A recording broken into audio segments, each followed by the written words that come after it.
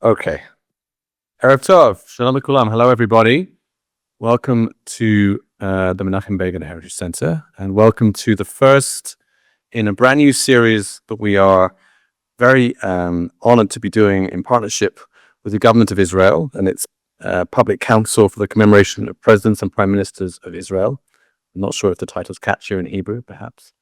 But over the course of the next several weeks, we will be hosting experts here on each of the 9 former Prime Minister of Israel who are no longer with us to discuss critical decisions that they made as the men, or in one case, as we know, woman, at the top. And we've called it The Buck Stopped Here, but as the buck very much stopped with them. And I think the allusion to President Truman's famous phrase, I think, rings maybe particularly strongly with an English-speaking audience. Those of you who, if you have friends or family members who weren't able to come, we are recording this for YouTube and also for our podcast. Those of you that listen to podcasts, we have an English podcast called Leading Conversations, so you can search for that in your podcast feed. Okay, so we are starting this series, of course, with Israel's first prime minister, and I think it would be fair to say one of the truly singular figures of the 20th century, David Ben Gurion, and to talk to us about this truly historic leader, this historic figure, and the decisions he made, which had so much significance for the state of Israel, many of which I think have continuing significance for the state of Israel, is Professor Michael Bar Zohar, and I would like to invite him to join me on the stage. I'm here this evening with Professor Michael Bar Zohar, an Israeli historian, journalist, biographer, and former member of Knesset. Born in Bulgaria, he immigrated to Israel as a child and went on to study at the Hebrew University of Jerusalem and later earned his doctorate from the University of Paris. He's the author of several books, both fiction and non-fiction, including biographies of both David Ben Gurion and Shimon Peres. Professor Bar Zohar, welcome. Thank you so much for joining us, for being our first guest in this new series. It's a pleasure and an honor. I wanted to start, before we talk about Ben Gurion himself, to maybe ask you, because this won't be the case with all of the people that we bring, but in your case it is, that you knew the subject of our discussion personally. So can you tell us a little bit about the occasion of your relationship with David Ben Gurion? Well, I was a student in Paris. I was writing my PhD thesis, which was finally published as a book in France and in Israel. It turned to be a great success. I was a poor student. All of a sudden, I became famous. Of course, it was a huge bestseller. And I sent a copy to Ben Gurion. I had never met him before. This was a book about the Sinai campaign, about the 1956. Subject was, yes, the Sinai campaign and the secret relationship between Israel, France, and Britain. Yeah. So the book was successful. I got the French Academy Award. I came back to Israel very proud. And I went to see the secretary of Ben Gurion, and I said to him, tell Ben Gurion that I want to write his biography, but on one condition, mind you, that he would give me all his black notebooks. He was writing his diary in students' black notebooks, and I was sure that was the whole secret. And then a couple of days later, he calls me and says, okay, what you asked Ben Gurion to? He agrees. I was not sure, actually, because I knew that George Weidenfeld had come, the publisher, Lord Weidenfeld, had come from London with two Cambridge professors, trying to convince Ben Gurion that they would write his biography. I knew about American writers who tried. And he said to everybody, no, I don't have to do any biography. And suddenly, so perhaps he just wanted to meet me. So I wrote a big 30 pages memorandum that night to explain why I was able and qualified to write his biography. And the following day, I go to Ben Gurion. His wife was like Cerberus Pola. She was standing beside the staircase to his office on the second floor. God. And she would filter all his visitors. And she had a fantastic instinct. If it was somebody who didn't like Ben Gurion, she wouldn't let him go. But I passed this obstacle. I went to the second floor. Ben Gurion was there. I met him for the first time in my life. He said, "You're Bar Zohar. What are the questions?" I said, "Mr. Ben Gurion, I brought you this memorandum." He said, yes. "What are the questions?" I said, "I'm explaining in my memorandum why I am able." He said, "What are the questions?" I said, "What questions?"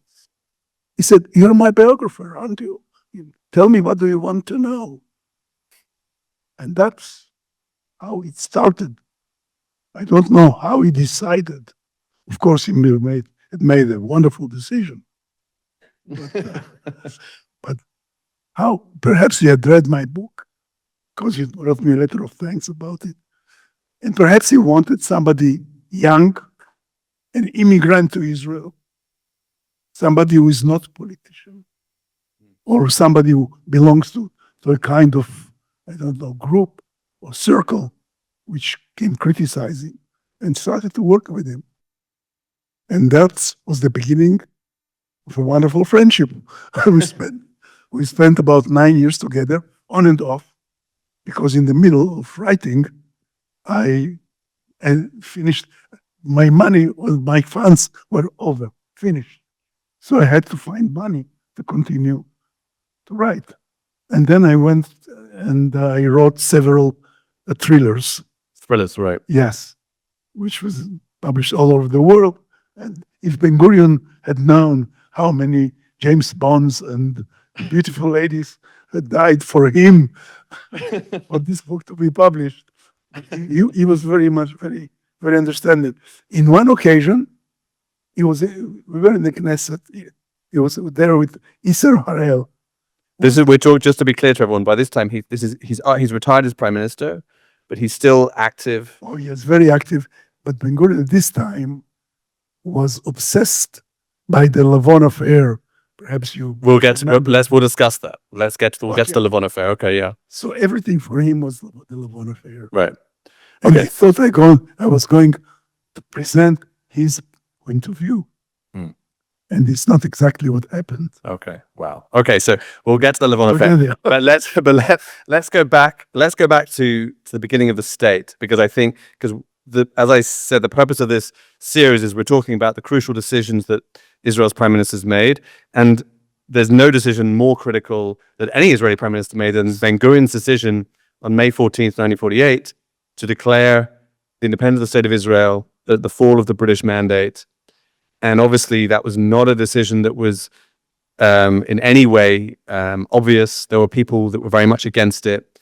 They weren't sure whether there'd be support from anywhere, including the United States. In the end, there was from the United States, but that wasn't obvious at the time. What can you tell us about the decision Ben Gurion made, the considerations he weighed up to make that decision to declare the state? There are 2 points which I would like to make. First of all, since he was 20 years old when he came to Israel, his secret goal was to create a Jewish state.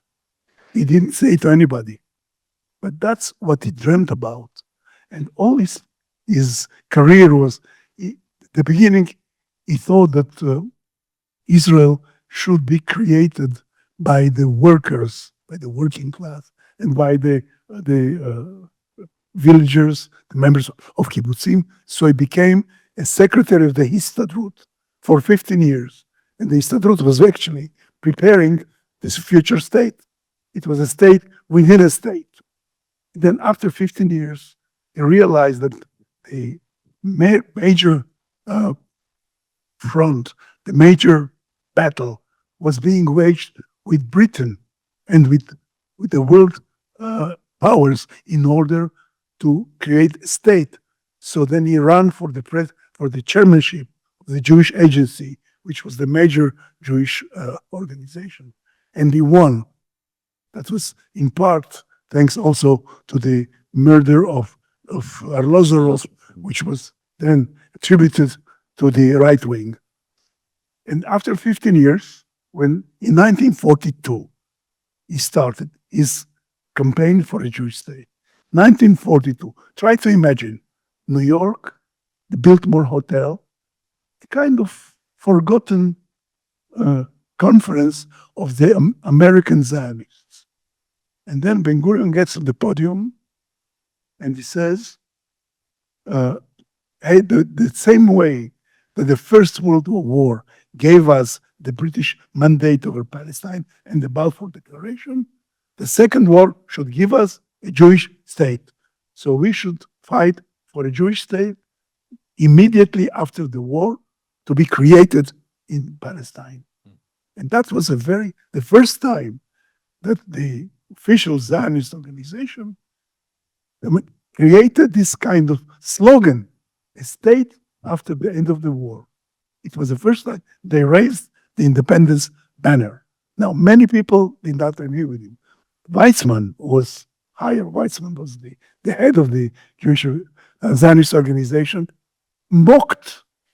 really mocked the Biltmore Declaration. He said, that's not serious. That's nothing. It was just created with a lot of noise, but nothing. In 1947, in April, Weizmann still writes an article in a paper called Bitzaron, and he writes there, he says, the cornerstone of my policy is the Brit with England, is union and the pact with England. Brit in Anglia. And it took him a few more months to understand the situation. Ben Gurion, in 1945, when the war in Europe was finished, before the war in the Pacific was over, on the 8th of May, 1945, Ben Gurion comes to New York, and in the home of a Jewish millionaire, Rudolf Sonneborn, he speaks to a small crowd, about 18 Jewish millionaires from all over the States. And he says, we are going to create a Jewish state. And the Arab countries around us are not going to accept it. They are going to attack us. Therefore, we must prepare. We must create a military industry. Das, what they call it. And then he got from them $1 million and later some more money.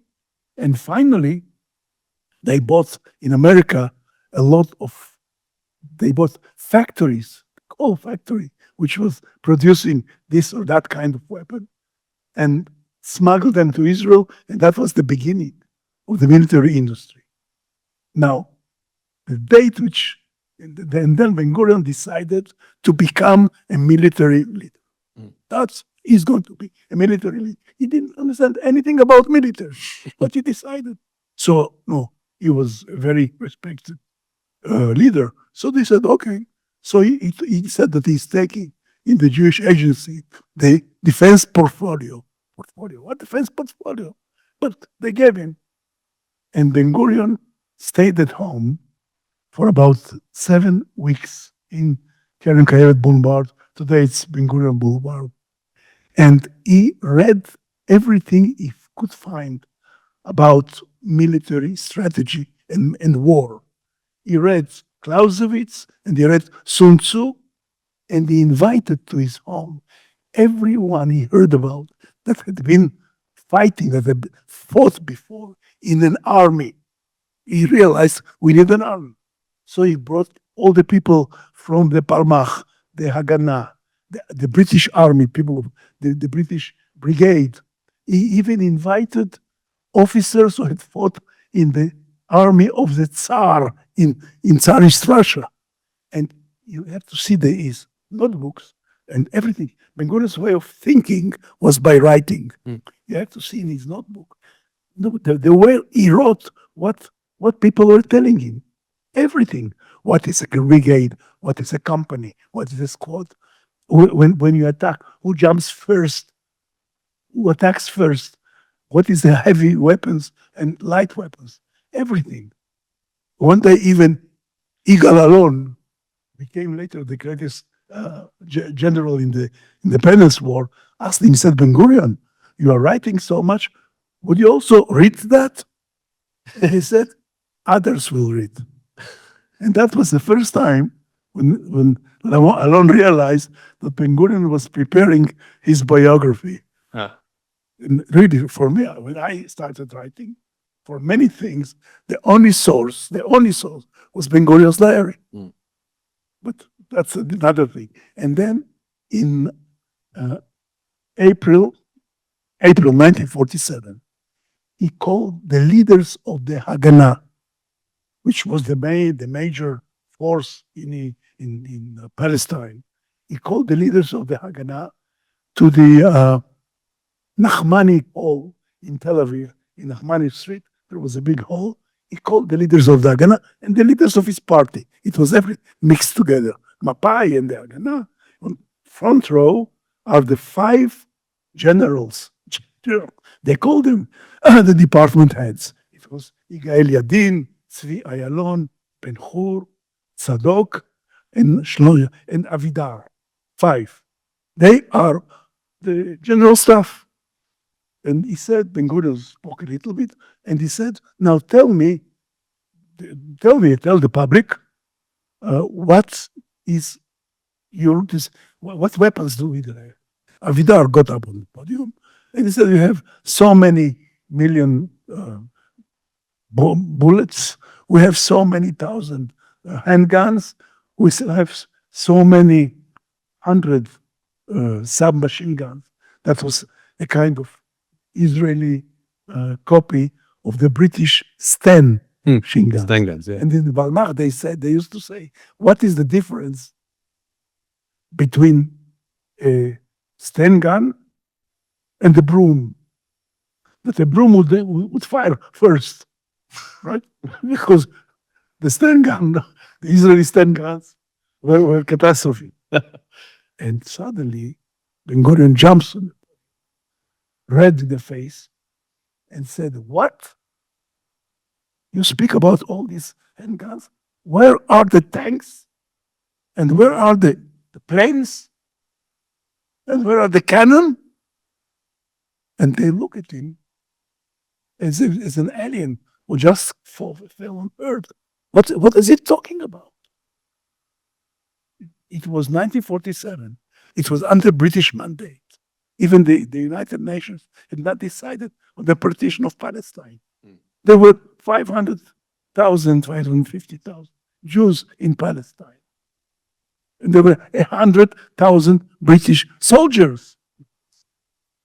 So one of the leaders of the party of Ben Gurion came on the podium and talked to him like you talk to a retarded child. He said, Ben Gurion, what are you talking about? There are 100,000 British soldiers in Israel. We cannot take a couple of guns to pass them from Dizengoff Street to Ben Yehuda Street now being caught. What are you talking about?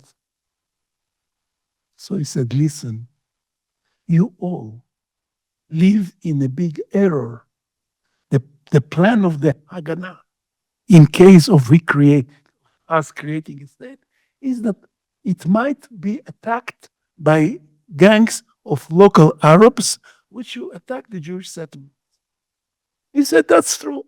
They will attack. But this is not the danger.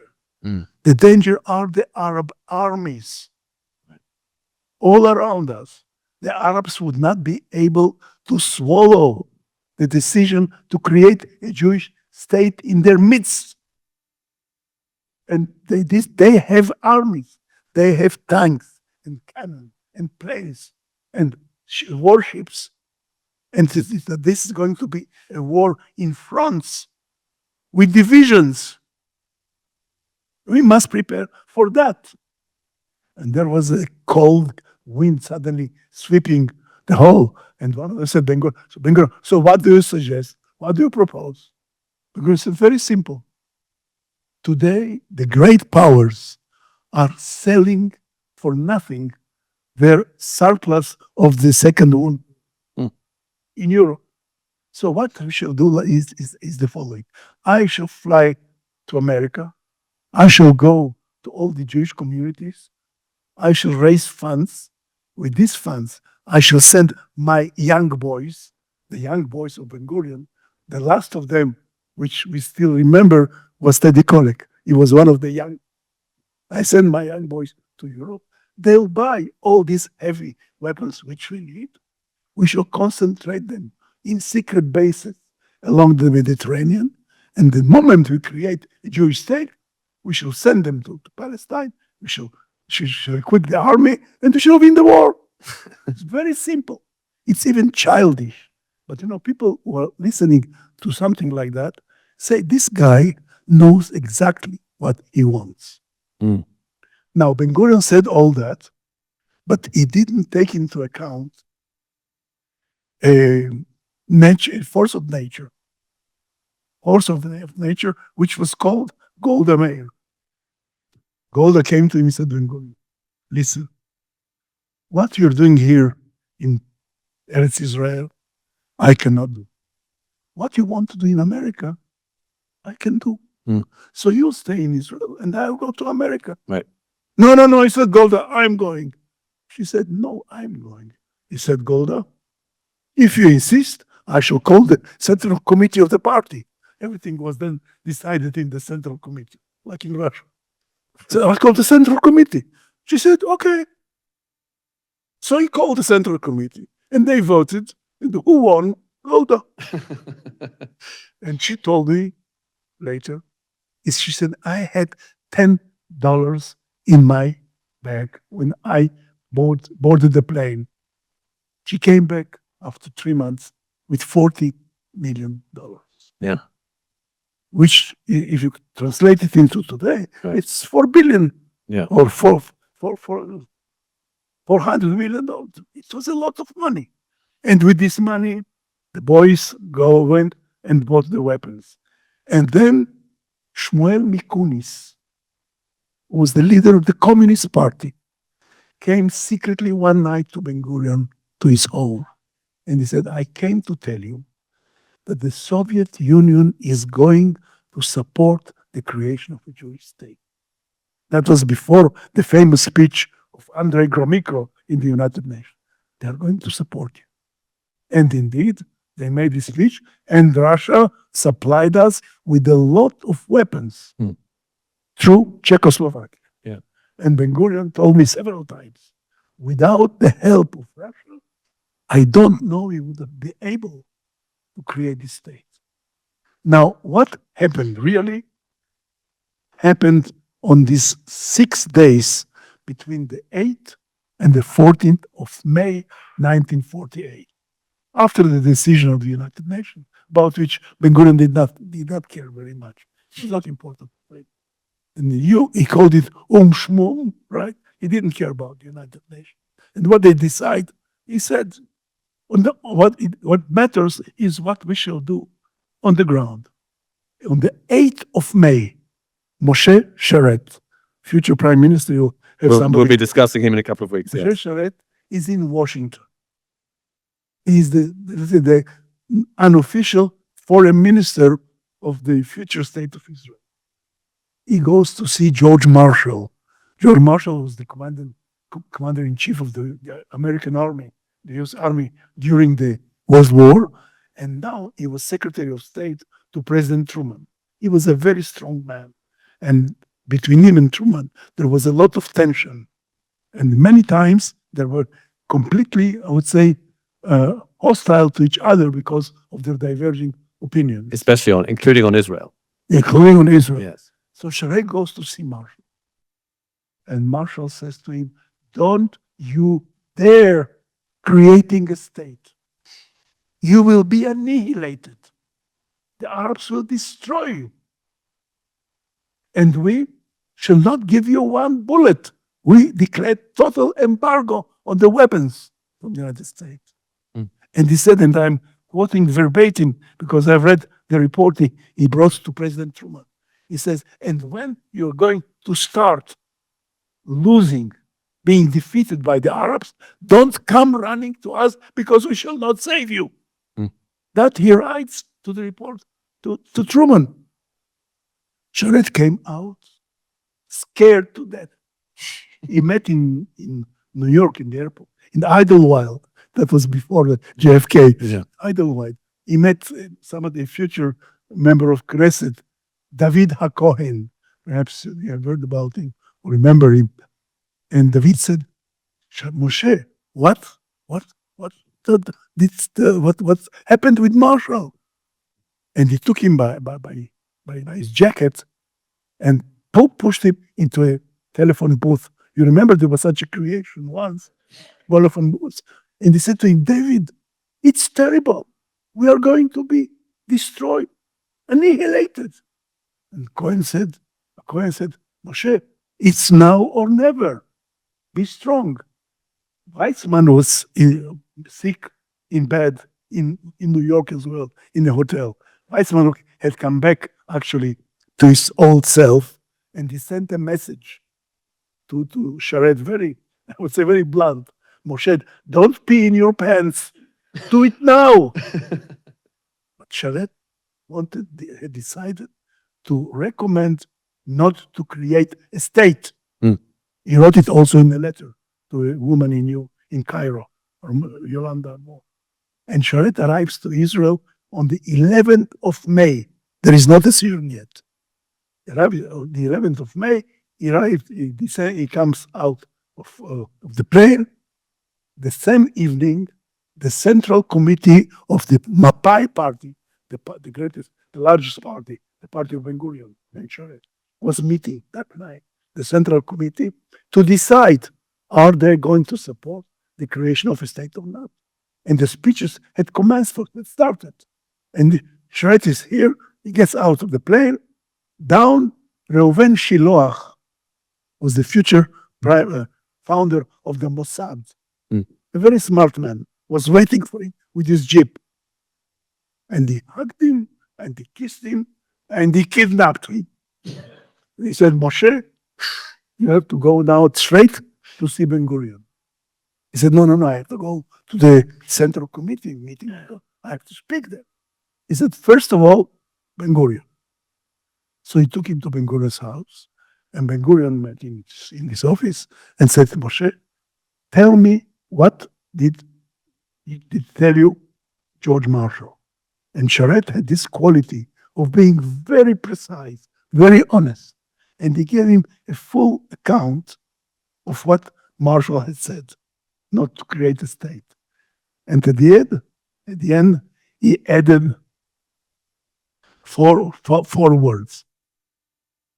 I think Marshall is right. Mm. And Ben Gurion now, he liked to tell me the story. He said, I got up from my place. He was speaking like a child. He said, I went to the door, I locked the door, and I put the key in my pocket. I came back and I said, Moshe, from here, you're going to the Central Committee meeting and to speak to them. You'll tell them exactly what you told me about Marshall, but on one condition. The last 5 words on Hebrew, 4. אני חושב שמרשל צודק. I think Marshall is. The least 4 words you won't say there. Mm. You promise me? I'll let you know. If not, the key is in my pocket. I don't know to what extent this story is exact.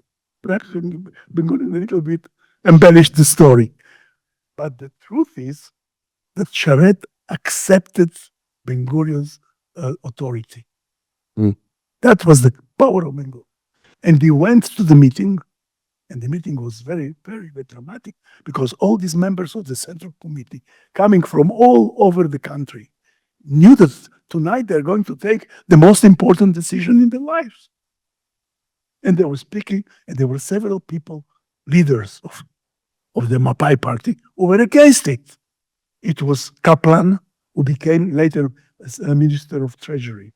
It was Sprintzak, who became the speaker of the Knesset. It was Remez, who later became the minister of transport and the lover of Golda. It was Lavon, who later became Minister of Defense. That was very important people. And they shouted, no, no, creating a state, that's crazy. And Sharet started speaking. He described all his meeting with the Marshal. And then he said, and now, when we have to decide what we are going to do, there is no other way but marching forward and creating a Jewish state. And all of a sudden, drama, because the leader, the pallbearer of the let's say the doves of Mapai moved to the other side, moved to the Ben Gurion side. Right. Sharet was known to be on the dovish Yes, side. Sharet was Right. there. Right. And he moved to the Ben Gurion side. And then they had a vote. And in the vote, of course, the majority decided we are supporting. But that was not the final decision. Final decision was taken the following day. Could you imagine the British are leaving on the 14th? On the 12th of May, 48 hours before, there is no decision yet. And then who meets to take the final decision? A few weeks before, they had created two bodies, two representative bodies in the Jewish community, the Jewish Yishuv in Eretz Israel. One was Mo'etzet Ha'am, the People's Council, and one was Minhelet Ha'am, the People's Directorate. Okay, Mo'etzet Ha'am, the People's Council, was 37 people. The leadership, the Minhelet Ha'am, was 13 people. 13. And they met at 1 p.m. on the 12th of May in the Keren Kayemet building, which still is there in Tel Aviv, on the street, small street close to the Dizengoff Street called Herman Shapira. On the third floor, beside the stairs, when you go up, you'll see a kind of tiny, tiny room where you could barely put one table and a few chairs. That was the place where decision was to be taken. Now, out of the 13 people, 13 leaders who had to take the decision, 3 were not there. 2 of them were stuck in Jerusalem, which was under siege, yeah. by the Arabs, and 1 was stuck in New York. And perhaps our God had wanted that 10 people, a minyan, will make the most important decision in the life of the Jewish people. They started discussing. It was a meeting which lasted 13 hours till 1 a.m. the following day. And at the beginning, it became terrible because they got a telegram from Washington, from Marshall, saying, don't create a state. And then they got a telegram from Cairo saying that the Egyptian government, after a lot of discussion, decided to send an expeditionary force to Palestine. And they the same thing, they came from Damascus. The same thing came from Beirut. Mm. It was terrible. All the Arab countries around, from Baghdad, also the same information. Now, suddenly the door opens. Who walks in? Golda. 2 days before, Golda had gone secretly to Amman, disguised as an Arab woman. I would have loved to see that. She went to Amman to meet with King Abdallah, the great-grandfather of today's Abdallah. To meet with King, she had met him once before, and they had discussed vaguely a kind of arrangement between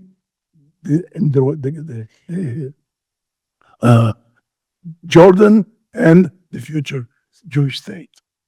She came now to ask him to fulfill his promise. And he was pale and distraught. And he told her, "What I can't promise you anything like I did before, because today I'm only 1 out of 5 Arab leaders. I cannot give you peace." And what he offered there shows how ironic history is, he said, let me take all the power of Palestine, and I shall give you, the Jews, autonomy in your part. Autonomy. And Golda said, Your Highness, Your Majesty, we have been waiting for this day for 2,000 years. We shall meet after the war. He got very angry with her.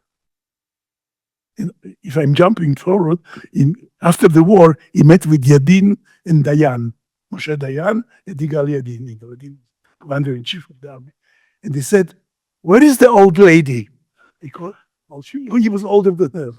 And they said, she's now in Moscow. She's ambassador to Moscow. So he said in Arabic, Itlaku haunaka, leave her there. Anyway, she comes back now to the meeting of the 13 of the 10. And she said that on her way back from Amman, she saw on a parallel road the Iraqi armor crossing Jordan in order to cut Palestine in two. Wow. And she comes and she said, and all of a sudden, it becomes very, very, very dramatic because the Jordan had then the most powerful, strongest army in the Middle East. It was called the Arab Legion. It had British officers and the British commander-in-chief, John Glabb. And they were financed, trained, and commanded by British officers. And the boundary, the frontier between the future Jewish state and Jordan was the longest. So that was the most dramatic danger. And now when she tells that to the people, and all of a sudden, the worst telegram arrives from Gush Etzion. That the Arab gangs have already conquered the Gush, the bloc, and started killing, massacring the defenders. Right. And so all of a sudden, these people sit around, they had to take a decision. And Pinchas Rosen, his name then was Felix Rosenblit, a future minister of justice, says, let's call the army and ask them, could we withstand an attack by all these Arabs? And they called them. And the Yadin came together with Israel Galili, who was the commander of the Haganah at the time. And they said, can we hold? Can we stay? Can we withstand an attack by the Arab countries? Galili realized that it's a political question. He said, I'm not answering this question. Yadin scared them. Yadin said, listen, it is either or. The Arabs have an advantage. I don't know if can hold. It is either win or be defeated. Try to imagine. We are speaking about people who meet 3 years after the Shoah. 3 years after the Shoah. And the man in charge of your defense says it's black and white. It's either or. Either we shall all be dead or perhaps we shall survive. And Ben Gurion told me later, at that moment, I had the feeling, he would stretch his hand, I had the feeling that my dream of a Jewish state was running like sand between my fingers. Wow. And then in front of 10 people, he made one of the most important speeches of his career. He said, listen, the Arabs are going to attack us anyway. The Arab armies are massed on the borders.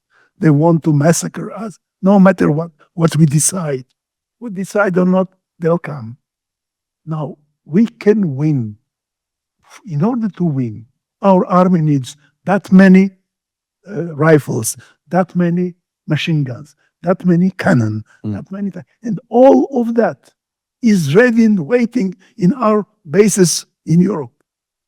As I'm speaking to you, they are already loading this on ships. The moment the arms arrive in Palestine, we shall win the war. And then they passed to a vote. Now, what kind of vote? It was a very Jewish vote. I spoke with the secretary of the cabinet this time, Zev Sher. He became later Minister of Treasury. He said to me, we didn't want, when people will vote, that some of the people would get out of this room and be remembered as people who opposed the creation of the Jews. Mm. We didn't want them to say that. So I went to each one personally and I said, if we had to vote for the American proposal not to create a Jewish state, would you have voted for him, for it, or against it? Okay? If we went to vote. So all they said, we would have voted to it for it, actually voted against Christian Jewish state. And finally, when they counted the vote, it was 6 against 4. Mm. So Israel was created by a tiny margin. If there was 5 against 5, we wouldn't have a state of Israel. And who knows what would have happened if those 3 missing members had been there to vote. Yes. Could also swung it in the other direction. Right. Okay, that's And of course but I must tell you something completely different. The same night they announced that the Jewish state would be created tomorrow, and on the following day, Friday, 4 p.m., Ben Gurion read the Declaration of Independence in the Tel Aviv Museum. But I must tell you something else, but you have to understand. That's one of the keys to understand Ben Gurion. I was sitting with him one day, and a group of children from his school came to see me, like talking to children. And one of them said, why don't you call yourself Ben Gurion?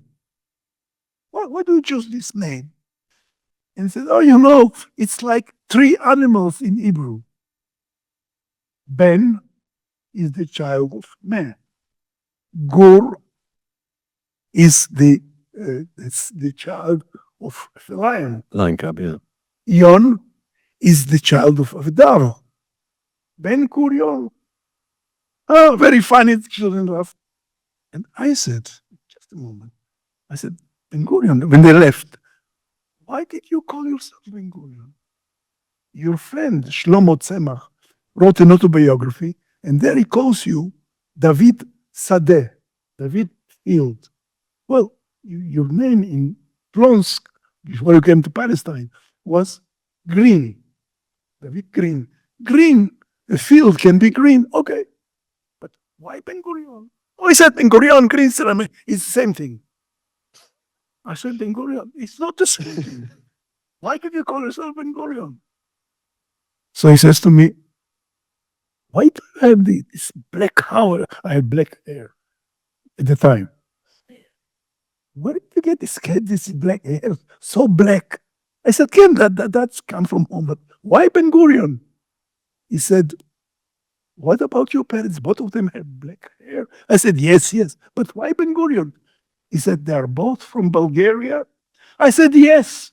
And then I realized that from this goat, I'm not going to get any more milk. No way. He's not going to tell me. So I went to look for the name Ben Gurion, and I found it. Perhaps some of you know who was the real Ben Gurion? What? Limon Ben Gurion? Yes, but who was Ben Gurion?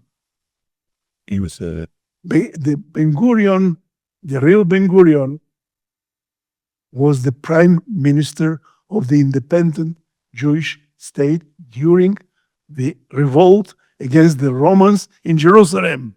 Wow. Could you imagine that? Wow. This guy, when everybody was choosing a Hebrew name, he chose Ben Gurion. That was his dream, to become one day the prime minister of the state of Israel. But he didn't say it to anybody. No way. That was his dream. And that's why I connect this with the days with the thing that he devoted himself to the creation of the Jewish state by all his forces. That was everything. And he told me, I knew that we were going to war, and I knew we were going to win. Because we were right. We were going to win.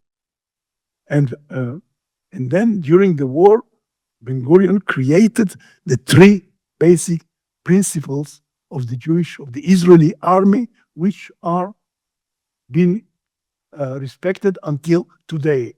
One, transfer the war into enemy territory. Two, when you have to fight all the fronts together, block the enemy at two fronts and attack on the third. With all the forces. Three, don't get at war with a big power. The great powers should be kept out. And by the way, during the war, that almost happened. Because it was the time when Yigal Allon, with his brigade, succeeded to pierce the Egyptian lines and almost to conquer El Arish. He got into the Sinai, deep into the Sinai, Egyptian territory. And then on a Saturday, Ben Gurion was resting in the hotel Galei Kinneret in Tiberias, and the American ambassador, MacDonald, came to see him, and he said, I bring you a message from the British, that if you don't evacuate immediately the Sinai, the British will implement the defense agreement they have with Egypt about mutual defense. And Ben Gurion called Yigal Allon, was in Sinai. Immediately to see him. And Allon flew with a Piper, the light plane, came to see Ben Gurion. And Ben Gurion said, Yigal, you have to pull out of Sinai. Ben Gurion, he said, Yigal said to Ben Gurion, you don't understand. That's a very important victory we had. And it opens for us fantastic capacities. And he said, Yigal, retreat in 24 hours. And Yigal retreated. And when I asked Ben Gurion after years, what do you think about Yigal Allon? He said, he got an order, he filled the order. He fulfilled the order. And that's how the war with Britain was avoided. Perhaps you would go on Maybe. and held this meeting in London. Good. So, obviously, That was a short answer to a long question. it was a wonderful answer. There's obviously so many things we could talk about in the short time we have. Ben Gurion was prime minister for a long time, from 48 until I think 63. 53, and then left, came back 2 years later, and then resigned in 63. And obviously in that period, he made many decisions that were important, and many that are still with us today. One thing that maybe you actually just touched on, this question of the great powers, and you mentioned that the Soviet Union supported the Jewish state, which was a big deal at the time. And of course, the reason the Soviet Union supported it was because they thought that maybe this new socialist Jewish state with its dominant socialist party and socialist leader Ben Gurion would be on their side in the burgeoning Cold War.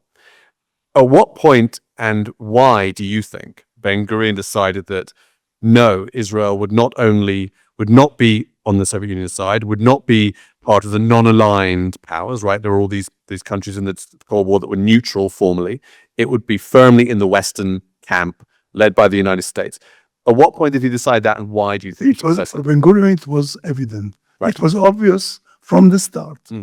He never even dreamt of being a kind of satellite of the Soviet Union. Right. But the reason of the Soviet, of course, there are reasons why supporting the Jewish state were exactly what you said. Yeah. But the men who supported this kind of I would say, dream, which had no possibility to exist, it was Moshe Sharet.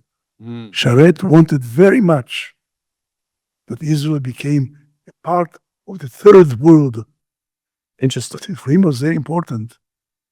Ben Gurion said, no way. At the beginning, of course, he tried to be in good relations with the Russians, but he realized they realized very quickly that Ben Gurion had no intention of becoming a satellite of the Right. Soviet Union.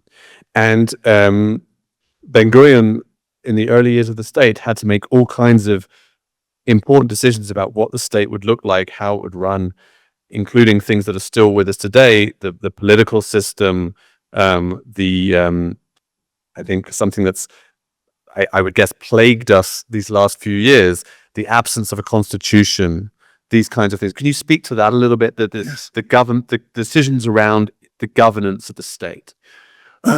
First of all, Ben Gurion wanted to write that the constitution would be written. I even read the draft. Oh, really? Professor Leo Cohen of the Hebrew University, but the religious parties were against it because it the only constitution we have is the Torah. Right. No way you are going to accept something else. And today we are actually, I would say, correcting this omission by creating basic laws. Like in England. England doesn't have a constitution, but they have basic laws which are actually the constitution. And that's what we have. We have already about 12 basic laws voted in the Knesset, which are actually the basis of what a democratic Israel should be. This was the Harari Compromise. Is an Harari one. Yeah. Yes, and I was at a meeting a week ago with Uriah Lin and Barak and all these lawyers, and they showed me the basic laws which were passed already, and by which Israel is actually led. And I hope that we do the 3 or 4 more laws to have this completed. Although all of them said, we are going to write a constitution without knowing what shall be done. It's also, I don't want to get into politics, but also the left wing and the opposition are shouting all the time, we want democracy, democracy, democracy. Well, today, half of Israel is with a different opinion. And if they vote and win the election, that also will be democracy. But democracy for them is only if we win the election. So let's steer away from contemporary politics for now, at least. Yeah. Ben Gurion, everything the thing that was most important was 2 things. One, creating an army which will be very strong and able to withstand an attack of all the Arab countries in the future. And that, for him, the army was the best thing he could do in his whole life. The second thing was to make the Jewish people in Israel the light into the nations, a country which will be a kind of symbol, a model for the world. This, unfortunately, we have not created, and we are going in the very bad direction in this field. Ben Gurion said, the future of Israel depends on 2 things, bekocha ubetzidkata. And the future of Israel depends on 2, on its power and on its righteousness. The power we achieved. You can ask the roar of the lion about that. But the righteousness we have not achieved yet. That was what Ben Gurion did not succeed. He also had a dream about bringing the younger generation to settle in the Negev. He did not succeed. Did not succeed to draw and to bring over all these young people to make it a kind of national goal. I was a young man then. I was a high school student when he came to speak to us and to try to convince us to go and settle in the Negev. It did not work. And if he wanted to change the political system, to make it a kind of regional vote. With districts, like congressional districts in the United States or constituencies in Britain, yes. Yeah. Yes. And every time we failed, he failed in Even when he was at the apex of his power, he failed. And then others failed. I failed when I was member of Knesset. I presented and I got the first vote for it. And of course, we failed again. And that was for him very important. And then the question with the Haredim. When the state was created, all the Haredim were serving in the army. They fought in the War of Independence. Yeah. And then a group of rabbis came to see Ben Gurion. And they said to him, listen, the great yeshivas in Eastern Europe are gone. All the scholars, all the people who lived in the Torah and learned the Torah and studied and taught the Torah, they're all gone. We have some glowing embers. That's all what remained, some embers.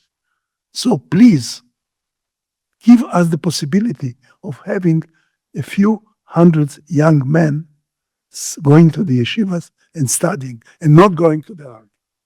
And Ben Gurion agreed for 400 young men.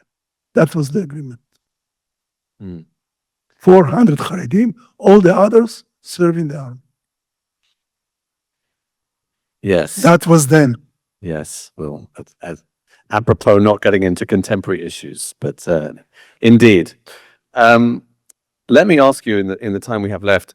So Ben Gurion decided to retire in 1953 initially. Yes. Moshe Sharet came in for... No, 53. In 53, Yes. Moshe Sharet replaced him for a year and a half. And then people basically who weren't happy with Sharet's leadership asked Ben Gurion to come back. We wouldn't come back because of the Lavon affair. Because of the Lavon the affair. story decided Lavon had to resign. Right. So Pinchas Lavon, who was defense minister, had to resign because of a controversy around a spy in Egypt. And that, Exactly. I mean, this is a long thing, which I think we probably don't have time to go into again. right now. But let's just say that he comes back in, and then he eventually retires. You said in 1963 to be replaced by Levi Eshkol. And then, and I think this is an interesting story, which perhaps people don't know so much about. 1967, Eshkol is prime minister. There's a lot of concern about Eshkol's leadership. And a number of people want Ben Gurion back, including Menachem Begin. Yes. This is interesting because, of course, we haven't touched yet on the extremely acrimonious relationship between David Ben Gurion and That's very good. But it's but could you say a little bit about that interesting episode? Well, Ben Gurion was not very friendly with Begin during all the time. Begin was in the opposition in the Knesset, and Ben Gurion attacked him and insulted him not once. Ben Gurion, when he had wanted to hit somebody, he could do it. He could be very, very cruel with his enemies or with his rivals. And Begin supported this quietly until 1967. One day, suddenly, the Egyptian army, 100,000 soldiers, are in the Sinai, close to our border. And it's terrible because the Egyptians, led by President Nasser, first of all, they kick out of the Sinai the observers of the United Nations. They close the Straits of Tiran, of the Red Sea, and they announce the future destruction of Israel. And then Nasser signs defense military agreements with Jordan, Iraq, and Syria. And people in the streets of Cairo and Damascus are dancing in the streets. Israel is going to be destroyed. We see on the news. We see on the news in the cinema. All these tanks and soldiers and pilots of Egypt in the Sinai. Israel is in a terrible situation. We are going to be destroyed. And Eshkol, with all due respect, is a very nice man.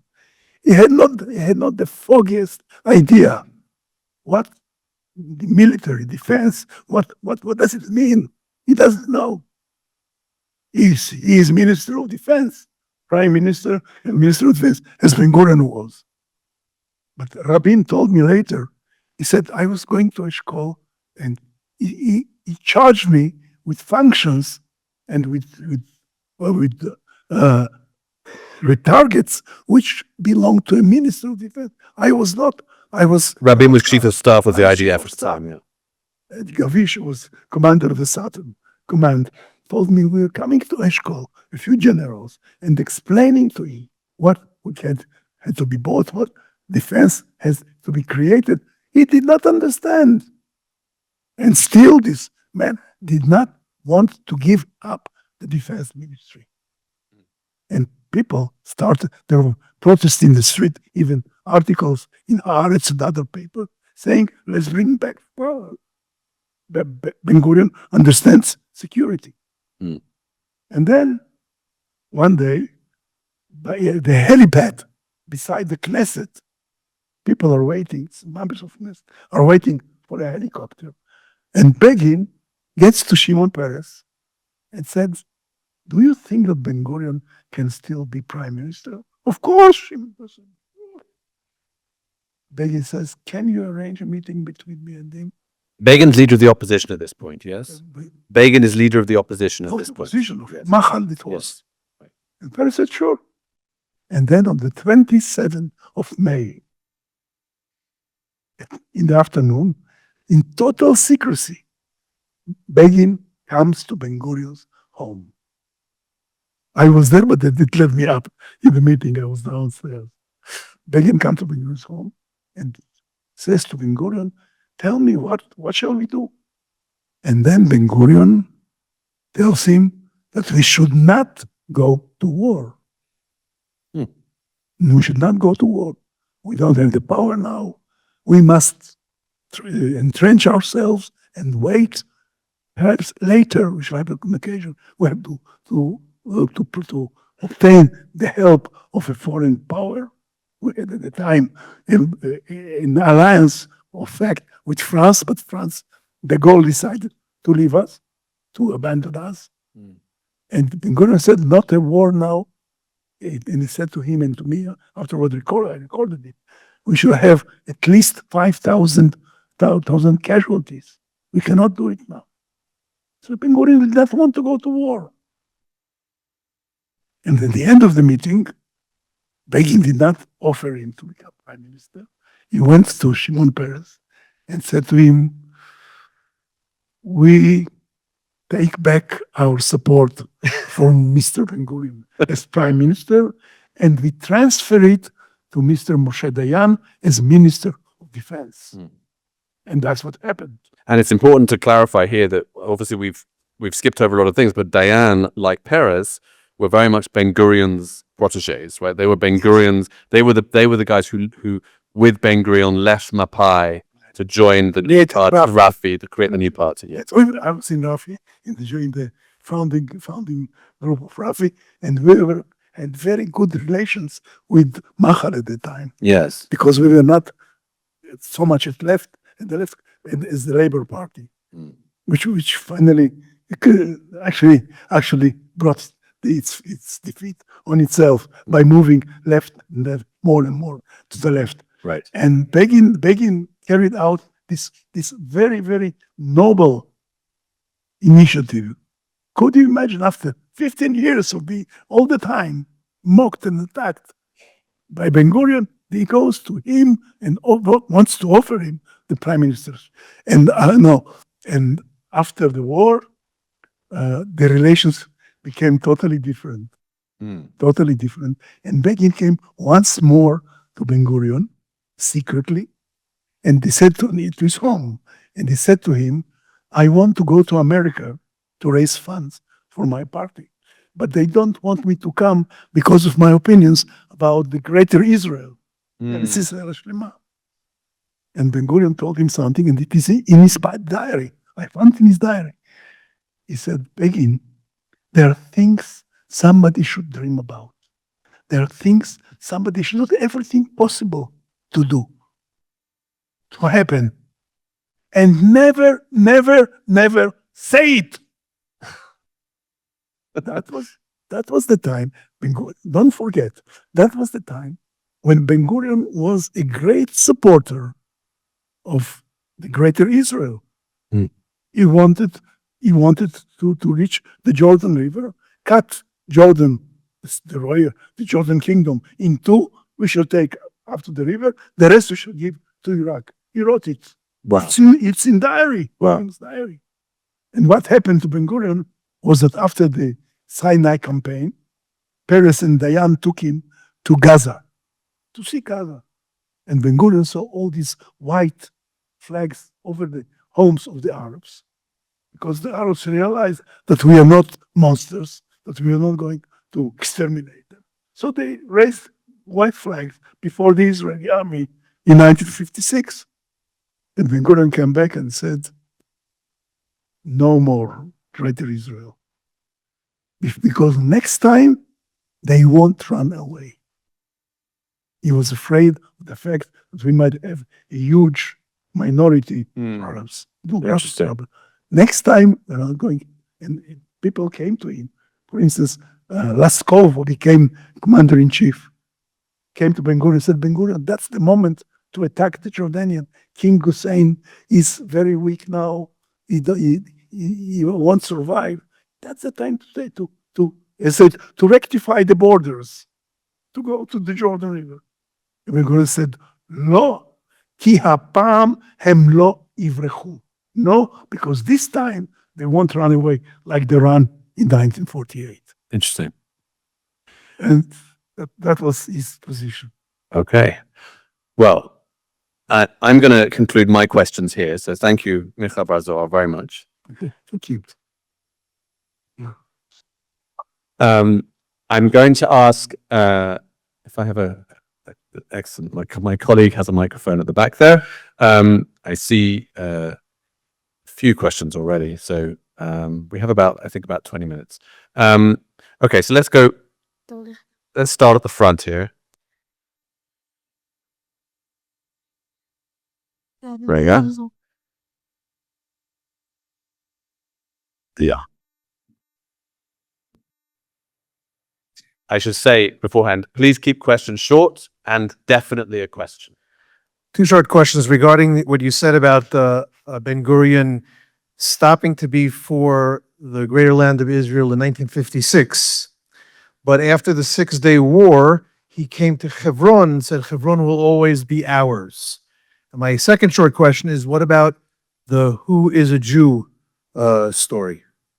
Listen, Ben Gurion wanted to conquer what we call the Hebron pocket in 1948 during the Independence War.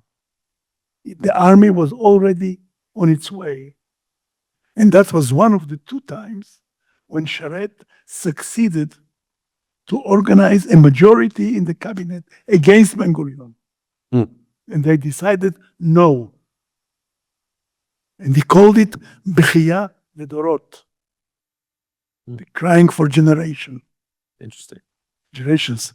I'm not sure that Ben Gurion wanted so much, because as I knew Ben Gurion, you could have had another meeting of the cabinet and forced everybody to vote, because he had a tremendous charisma, and people followed him. I spoke once with Zalman Aran, who then became Minister of Education. He said to me, I am a scared Jew. I'm afraid. I'm fearful. I don't know. I don't want any problems. And when Ben Gurion was proposing all kind of dramatic moves in the cabinet, Aran was voting with him. So I said, why do you are against? You're a Dav, and you believe in what you say. Why do you vote for Ben Gurion? He said to me, Ani olech in panaskis. I'm walking around with a pocket light. Hu olech in projector. Okay, he's going. So he knows what he's doing. So I vote with him. So Ben Gurion, that was the opinion of Ben Gurion in 48, and that's why he built this plan for a greater Israel. Because in 1948, during April of 1948, during the war, a group of officers from the army came to Ben Gurion's house to visit him. And one of them was my very good friend, Chaim Guri, the poet. And Chaim Guri walked into Ben Gurion's office, and he saw that under the glass on his desk. You know, sometimes we use glass on the desk and put under it photographs Yeah. and documents. He saw under the glass on Ben Gurion's desk a quote from the Bible. "Lecha ulezaracha natati et haaretz hazot," with the big good borders. And he said, Ben Gurion, what's this? Why didn't you liberate all the entire country? Ben Gurion said, we did enough. We have 6,000 casualties, 6,000 young men and women killed, 1% of the population. The treasury of the country is empty. And there is a big danger of plunging into a hostile Arab sea. So we have done enough for one generation. In the future, we'll see. Interesting. And then after the war, Ben Gurion goes to see Eilat. Okay? Goes with a group of generals. He's also very military, with a uniform, with a revolver. And he stands at Eilat. You know, Eilat, he stands where the Rashash goes. And on his right is on his left is Aqaba and these mountains. This kind of purple mountains. And he calls Igal Alon, Sidim, the great general, and he said, Igal, איך כובשים זה? How do you conquer this? Alon says, what, Ben Gurion, you want to conquer it? He said, I? No, but you will. That was Ben Gurion. Fascinating. Some people in the left are very, very, very angry at me. Why did you publish all of this? Because that's the man. That's what he was. Very interesting. Very interesting indeed. Okay. Yes. Okay. Okay. If you can answer this quickly, because I'm going to let him. What was the question? The question was the who is a Jew debate. The whole question is as to how to define Jews in the context of the law of return, right? In the context of Chok HaShvut.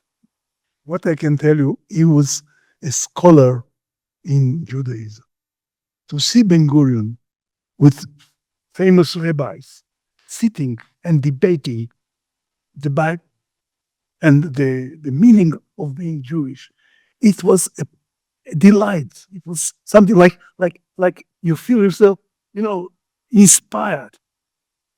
He really, and when I went to record him, I said, I want to record you to say, to find out, what are you? He said, אני יהודי תחילה וישראלי אחר כך. I'm first a Jew and then an Israel. For him, being Jewish was very important. But being Jewish, for him, being Jewish like the Jews in the Bible. And everything is in the Bible. And that's why he said, we don't need any imports of foreign laws and socialism. He said, we don't need socialism. We have it in the Bible. We have it in the Bible, everything. Nothing better than what we have in the Torah. So he was very deeply, I would say, into being Jewish. He was interested in foreign religions. He was very interested in Buddhism. He went to Burma. He went to a monastery. He spent a few days meditating. That was for him interesting. But he was a Jew first. That was for them. Okay. Yeah. So I'm going to ask this question now. It's came out the Jerusalem Post. Ben Gurion was accused of saying he's an atheist. So was he an atheist? I did not hear very So well can you say the question. the question was he an atheist? What is? Was he an atheist? An atheist? He was not an atheist. He was not an atheist. He was Jewish. This came up in Jerusalem He Post. not- Ahmed he not Assel go to- said he's an atheist. In the Jerusalem Sorry, Post. I speak a bit more slowly. Who said he was an atheist? Ahmed Assel in the Jerusalem Post. Oh, okay. It says So he's an atheist. Amos Asael in the Jerusalem Post defined Ben Gurion as an atheist. And you're saying that's not the case. In yours, okay. Of course. See, I mean, I He think we can say he wasn't a traditional. He wasn't a halachically observant Jew. He wasn't a traditional Jew by any stretch. But you're saying he wasn't an atheist. Of course not. Right. Okay. His best friend in the cabinet was Fishman Maimon, Rabbi Fishman Maimon, who later minister of religion, and he had very, very close relations with the religious parties because they accepted him. As I said before, he was so deeply uh, involved in the Bible. You know that the big problems was that he read the Bible as a book of history sometimes.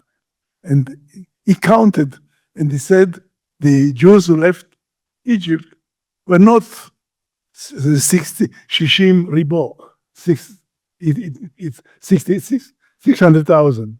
He said, no, it was 60 families. Because he calculated how many Jews could stand at the meeting here and the meeting there, and he said 600,000 people cannot stand there. Interesting.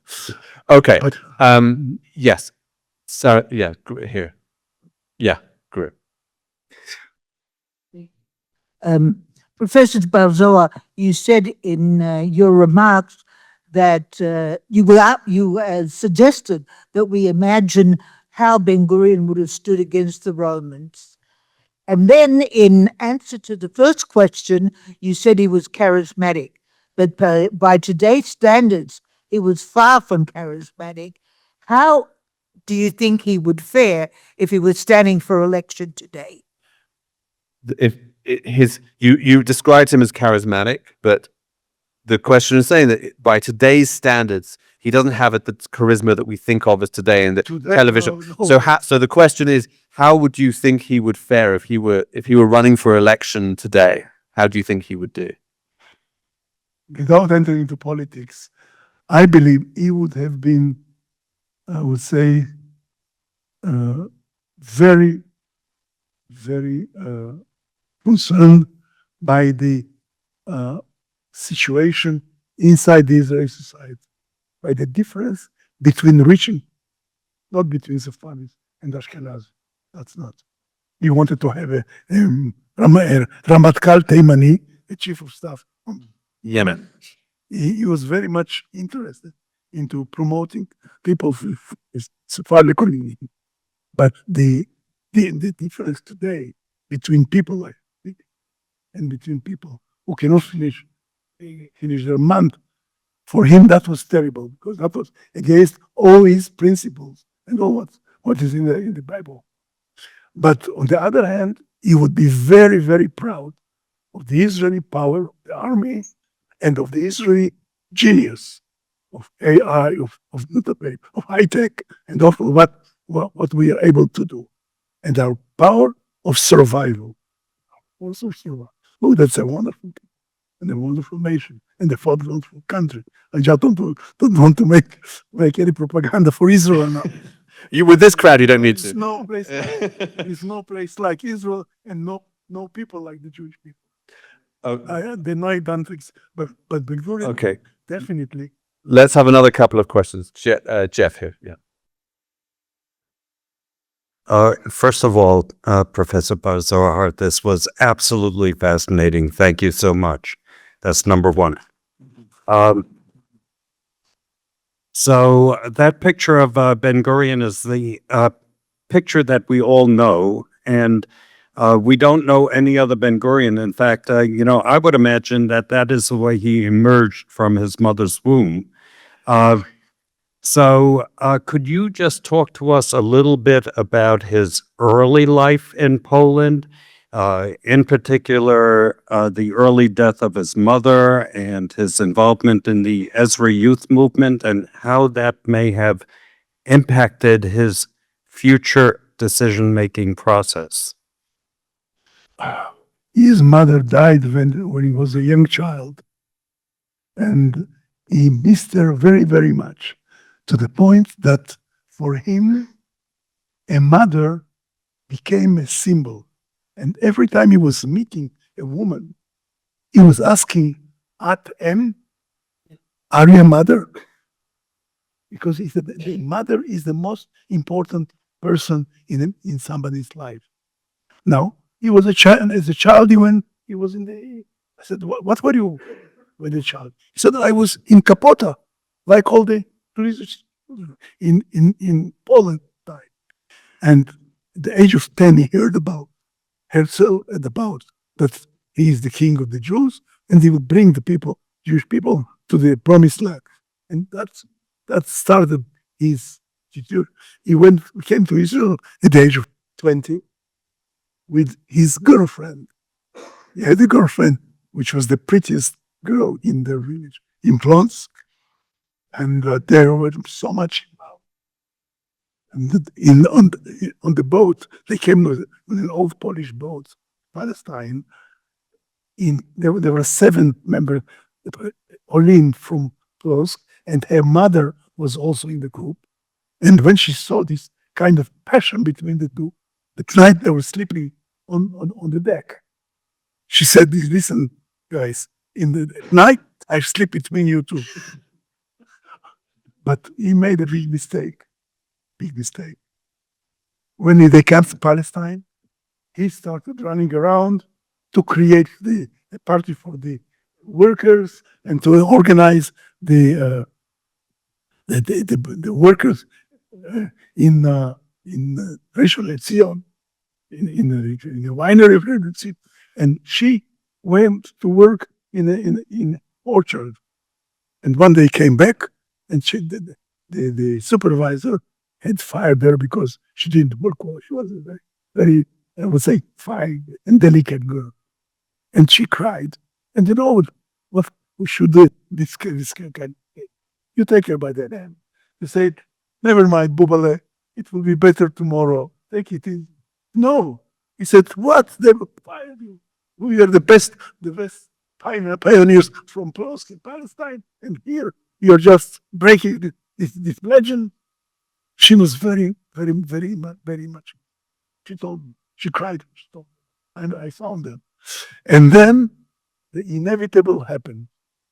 A year later, a young man who also worked in the orange, in the droves, saw them, and she was so good. It's very smart, and he fell in love with her, and they got married. And Ben Gurion never forgave himself losing his girl. He was so much in love with her. And I researched it because I sat with him once in Sorry, can you make sure the microphone is just... I sat with him in Sde-Boker in his kibbutz. And it was 5 years after his wife died, Paula. And I said, "Ben Gurion, do you miss Paula very much?" And he said, "Bar Zohar." And this armor, which invisible armor, which he was wearing, protecting his feelings and not divulging them to the public. I would say, a little bit, there was a kind of opening. For a moment, he became more human. And he said, "Bar Zohar, all my life, I loved only one woman, Goodness me. Rachel." It was like somebody hit me with a stick on the head. Where does she come from? You were married to Paula. Paula is dead. I loved Rachel. He had a few affairs in his life, but she was the one. And I went to see her. She said he was living in Sedgera in the Galilee. And he wrote to me, "Leave everything. Leave your husband. Take your little girls." She had 2 little daughters. "And come to me." Goodness. And she said, it was 1910. I'm a married woman. I have children. How can I leave everything and come to him? And he suffered from that all his life, which shows us that sometimes these people with all the charisma, etc., have a kind of bleeding wound in their heart. And I'm sitting in front of him. He says that to me. And I don't know what to do. So finally I said, "Ben Gurion, it's our luck that you did not marry Rachel, because if you had, you would have created a kind of farm in Galilee. We would have never had a Jewish state." What could I say? But that was Ben Gurion. He suffered very much with that. And that was a little bit a part of humanity, which was very difficult to touch. Ben Gurion was very much a closed person. He hugged me once in my life when I came back from the 6-day war. dirty with the uniform and the weapons and the helmet and everything. And I came to his house. I woke him up. I arrived from the Sinai. I knocked on the door. He came and then he hugged me. What is hugging Ben Gurion? It's kind of like this. Is that on your arms? This abrazzo, which used to be, that was the maximum he would do to express his feelings. And that's why he was unable to create a kind of friendship. But I must tell you something. You asked me about charisma, etc. When the World War started, there were several leaders of the Jewish people. And then a biological process took place, which is unbelievable. Look, there was Weizmann, who was the leader of the Jews, the king of the Jews, the chairman, the president of the Zionist Congress, Zionist movement. Then there was Jabotinsky, a great leader, a great speaker. Millions liked him. And then there was Eliyahu Golom, who was the head of the Haganah, very important person. Dov Oz, who they thought was going to replace Arlozorov. Beryl Katzenelson was the spiritual leader of the labor movement. Now look what happens. Jabotinsky dies in New York. Golomb, heart attack, dies. Dov Oz dies in a road accident. Beryl Katzenelson dies in 1940. Weizmann is very, very sick, very ill. He almost lost his eyesight. The only one who remains of all this group is Ben Gurion. I asked him once, I said, Ben Gurion, when did you feel that you are a leader? He said, when I suddenly realized that there was nobody I could ask a question. I could ask questions. Nobody. So I had to decide myself. Okay. Well, Michael Bar Zohar, you have brought Ben Gurion to life for us. And it's been, I think I speak for everyone here, it's been an incredible experience listening to you. Thank you so much. And thank you all for coming. And please do come again on May 13th. We will be hearing about Moshe Sharet. Here it's a Wednesday, the week on Wednesday. And I hope to see you all here then. Thank you very much. Bye.